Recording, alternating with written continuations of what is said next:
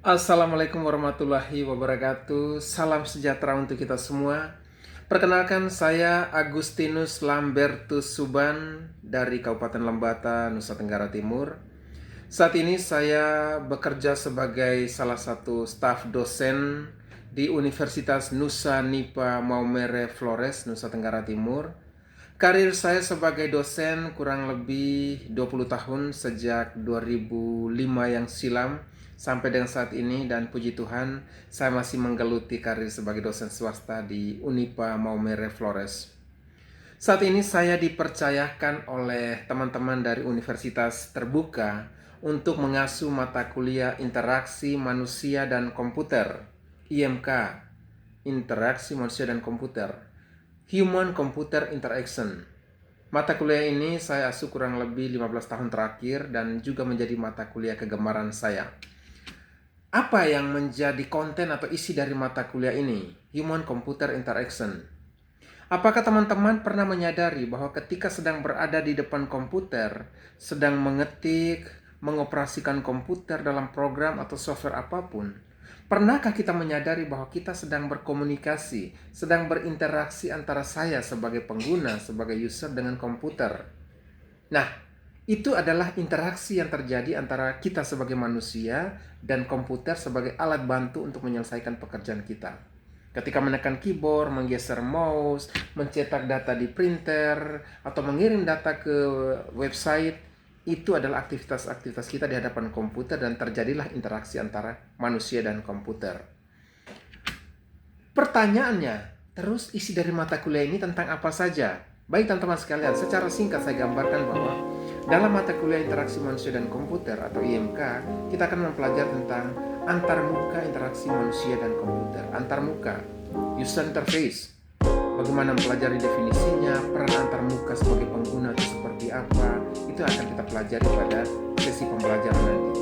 Poin yang berikut, faktor manusia dalam IMK. Manusia menjadi aspek yang cukup penting ketika kita mempelajari IMK. Apakah dia itu sebagai operator, sebagai admin, pengguna pada umumnya, manusia memegang peranan yang sangat penting dalam mempelajari IMK. Lalu bagaimana implikasinya terhadap perancangan akan kita perdalam nanti.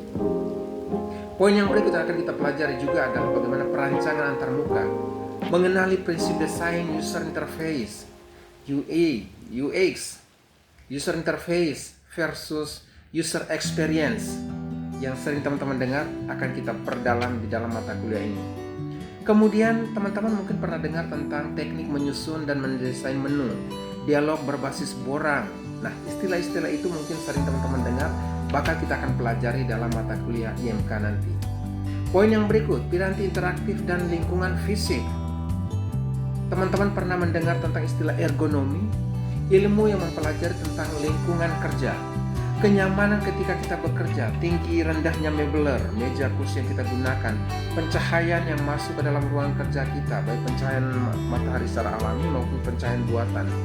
Lalu tingkat kebisingan, suhu udara, cuaca yang akan masuk dan mempengaruhi ruangan kerja, itu juga akan kita pelajari dalam mata kuliah IMK.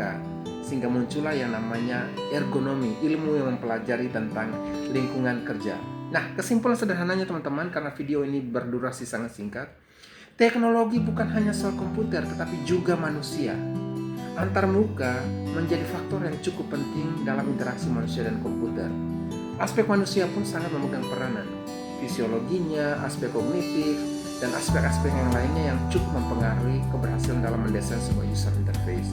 Ergonomi dan lingkungan kerja sangat berpengaruh, dan beragam paradigma yang kita pelajari seturut perkembangan teknologi sampai dengan saat ini.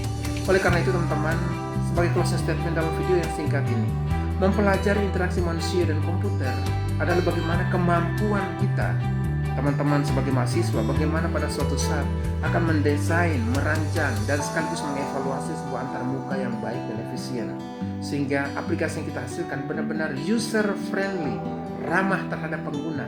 Betah dan nyamannya si pengguna yang menggunakan aplikasi yang kita buat itu benar-benar terasa.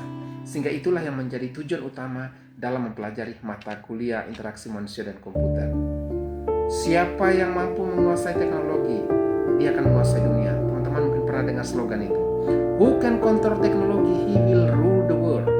Jadi siapa yang mampu mengontrol, mengendalikan Salam teknologi, sampai jumpa di ruangan kuliah dalam mata kuliah pembelajaran interaksi manusia dan komputer. Salam dan hormat dari saya.